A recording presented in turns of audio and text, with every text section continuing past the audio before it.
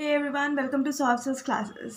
तो जैसे कि आप सबको पता ही है कि कुछ ही दिन में आप लोगों का आईएसआई का जो एंट्रेंस एग्जामिनेशन है दैट विल बी कंडक्टेड। तो मैं आप सबके साथ आज डिस्कस करूँगी कि आप कैसे कुछ ही दिनों में प्रिसाइसली 3 मंथ्स में आप आईएसआई एमएसक्यू के एंट्रेंस एग्जामिनेशन के लिए प्रिपरेशन कैसे कर सकते हैं। तो सबसे पहले मैं आपसे यही बोलूँगी कि आप इस 3 मंथ्स टाइम को 2 पीरियड्स में डिवाइड कर लीजिए, 45 days each. And first 45 days में अभी आपको इतना पता होना चाहिए कि आपके वीकनेस कौन से एरिया में है और स्ट्रेंथ कौन से एरिया में है, और सिर्फ आप उसी एरिया में ये 45 डेज फोकस कीजिए। तो पहले आप अपना सिलेबस जानिए। आपको जैसे पता ही है कि इस एग्ज़ाम के 2 पार्ट हैं। एक पीएई एग्ज़ाम है जो कि पूरा ही कोर मैथमेटिक्स होता है और एमसीक्यू क्वेश्चंस पूछे जाएंगे, और जो दूसरा है वो है हमारा economics related subjective type paper. तो सबसे पहले मैं आपसे मैथ्स के बारे में कुछ यहाँ पे डिस्कस करूँगी कि कैसे आप इस 45 डेज़ में अपना स्ट्रैटेजाइज कर सकते हैं प्लान मैथ्स के प्रिपरेशन के लिए। सिलेबस के टॉपिक्स को ध्यान से देखिए और समझिए कि आपका जो मैथमेटिक्स है उसको आप 2 पार्ट में डिवाइड कर सकते हैं। एक जो आपने अपने +2 लेवल तक में पढ़ा होगा और दूसरा जो एडवांस लेवल है। और अगर आपका 11th-12th का बेस बहुत अच्छे से क्लियर है तो आप डायरेक्टली क्वेश्चन सॉल्व करने के लिए जाइए जो उस सारे टॉपिक से रिलेटेड है, चाहे वो बाइनोमियल एक्सपेंशन हो या लीनियर अलजेब्रा हो, एक्सेट्रा टॉपिक्स। उसके बाद जो एडवांस्ड लेवल के मैथमेटिक्स है, आप देखिए कि किस टाइप के क्वेश्चंस आपको ऑलरेडी पूछे गए हैं पास्ट 10 to 12 ईयर्स के लिए। येस, प्रीवियस ईयर क्वेश्चंस बहुत इंपॉर्टेंट है। आप साइमल्टेनियसली टॉपिक्स एंड पेपर को फॉलो कीजिए।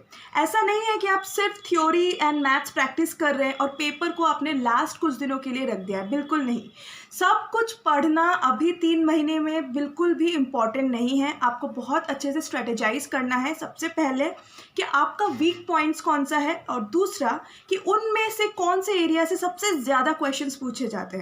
तो वो आपको चॉक आउट करके 45 डेज़ का एक टाइम टेबल बनाना है और उसको सिर्फ वही आपको फोकस करना है।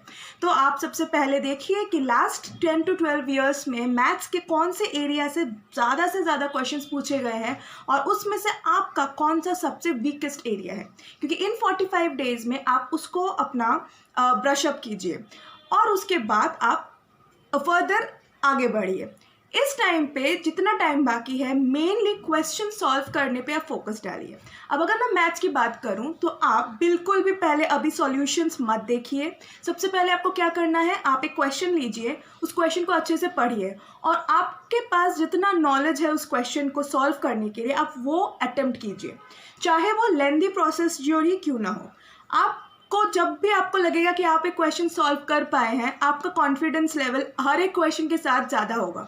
और इस एग्ज़ाम के लिए, किसी भी एंट्रेंस एग्जामिनेशन के लिए जो कॉम्पिटिटिव हो, उसके लिए अपना सेल्फ कॉन्फिडेंस होना बहुत इंपॉर्टेंट है। तो सबसे पहले आप क्वेश्चन को देखिए, उसको सॉल्व कीजिए और जो मेथड आपको आता है उसी से आप सॉल्व कीजिए।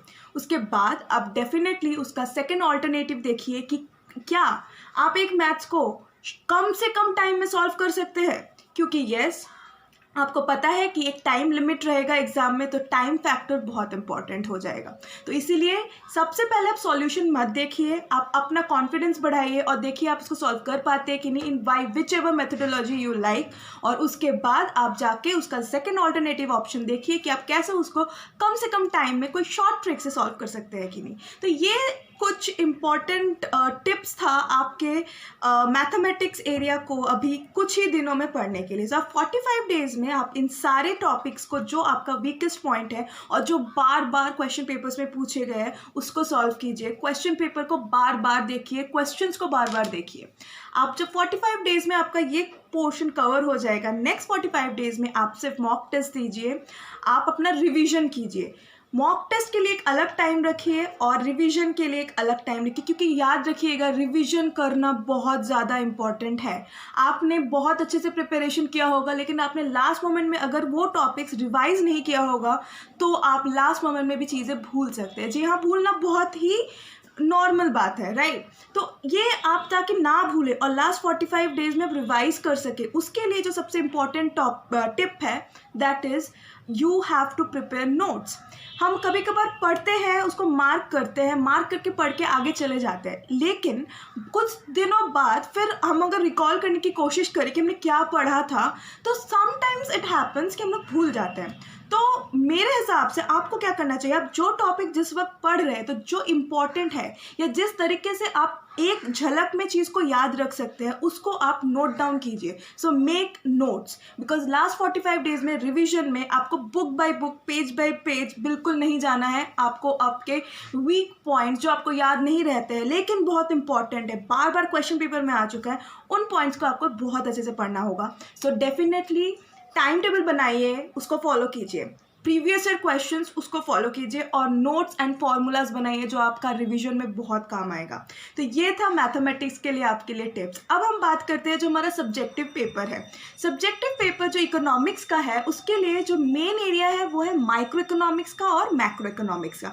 अब माइक्रो इकोनॉमिक्स का सिलेबस अगर हम देखें तो उसमें थोड़ा सा इंटरनेशनल ट्रेड का भी पार्ट बोला गया है और डेवलपमेंट इकोनॉमिक्स का भी पार्ट पूछा जाता है। अगर हम लास्ट ईयर का क्वेश्चंस देखें तो बहुत ज़्यादा वेटेज इन दो एरिया में नहीं दिया जाता है। तो अगर आप उसको बाद में करें और पहले जो इम्पोर्टेंट एरिया है उस पर फोकस करें, तो ये बहुत अच्छी स्ट्रैटेजी होगी आपके लिए इन 45 डेज में अपने एरियाज़ को ब्रश अप करने के लिए। तो जिसके लिए मैं आपको बोलूँगी कि आप माइक्रो इकोनॉमिक्स करिए। अब तक आपने अगर अपने बेसिक्स ब्रश अप कर लिया होगा, जैसे कि बहुत बुक्स है, हॉलवेरियन इट्सेट्रा, इनके जो सॉल्व्ड मैनुअल्स है वो भी ऑनलाइन में अवेलेबल है, आप उनको भी रेफ़र कर सकते हैं प्रैक्टिस करने के लिए। इसके अलावा आप देखिए अगेन आपके जो प्रीवियस ईयर्स में जो क्वेश्चंस पूछे गए हैं, किस तरीके के क्वेश्चंस पूछे गए हैं, और आप डेफिनेटली उसको राइटिंग पार्ट में प्रैक्टिस करने की कोशिश कीजिए, क्योंकि सब्जेक्टिव है तो यहाँ पे कंफ्यूजन ये आ जाता है कि कितना आंसर लिखना होगा, जो भी आपसे पूछा गया उसके लिए एग्जैक्टली कितना आंसर लिखना इज़ करेक्ट। तो ये एक बहुत इंपॉर्टेंट चीज़ है जो आपको इस टाइम में भी प्रैक्टिस करना है। तो आप हर दिन एक पेपर अभी से मत लीजिए, आप बस एक ईयर का पेपर, उसमें से क्वेश्चन देखिए, उसका एरिया समझिए और आप उसका अच्छे से रिविजन कीजिए और डेफिनेटली नोट्स बनाइए। नोट्स इज़ वेरी इंपॉर्टेंट, ठीक है। आपको दो चीज़ बहुत इंपॉर्टेंट अभी फॉलो करना है, एक टाइम टेबल और दूसरा नोट्स बनाते जाइए, क्योंकि रिवीजन में आपके जो खुद के नोट्स है वो बहुत ज़्यादा काम में आएगा, ठीक है। तो आप ये कीजिए। तो माइक्रो में आपके जितने इंपॉर्टेंट एरियाज़ है, कंज्यूमर बिहेवियर स्पेशली अगर मैं बोलूँ, तो उन सारे एरियाज़ को अच्छे से पढ़ लीजिए। उसके बाद सिमिलरली मैं मैक्रो की बात करूँ तो नेशनल इनकम, ISLM, इन सब से सब्जेक्टिव क्वेश्चंस बहुत पूछे जाते हैं, तो आप अच्छे से उन सारे एरियाज़ को इन डिटेल्स पढ़िए। आप फ्रॉयन को फॉलो कीजिए, ब्रैनसन फॉलो कर सकते हैं, ये सारे बुक्स को फॉलो करके मैक्रो इकोनॉमिक्स के कॉन्सेप्ट्स और माइक्रो इकोनॉमिक्स के कॉन्सेप्ट्स को बहुत ही ज़्यादा स्ट्रॉन्ग बना लीजिए। उसके बाद आप थोड़ा बहुत अपना प्रीवियस ईयर का क्वेश्चंस फॉलो करके देखिए कि इंटरनेशनल ट्रेड और डेवलपमेंट इकोनॉमिक्स से कितना क्वेश्चन पूछा जाता है और कितने एरिया से क्वेश्चन पूछा जाता है। जैसे कि absolute advantage theory, Ricardians comparative advantage theory, तो इन सब चीज़ों पे जस्ट फोकस कीजिए जो ज़्यादा पूछा जाता है लेकिन उतना भी इंपॉर्टेंट एरिया नहीं है। तो अभी जो टाइम है, अभी वर्क स्मार्ट करने का टाइम है, तो आप वो डेफिनेटली इन 45 डेज में कीजिए। और remember, last 45 days is for your revision and mock test, mock to build your confidence level. So all the best for your preparations.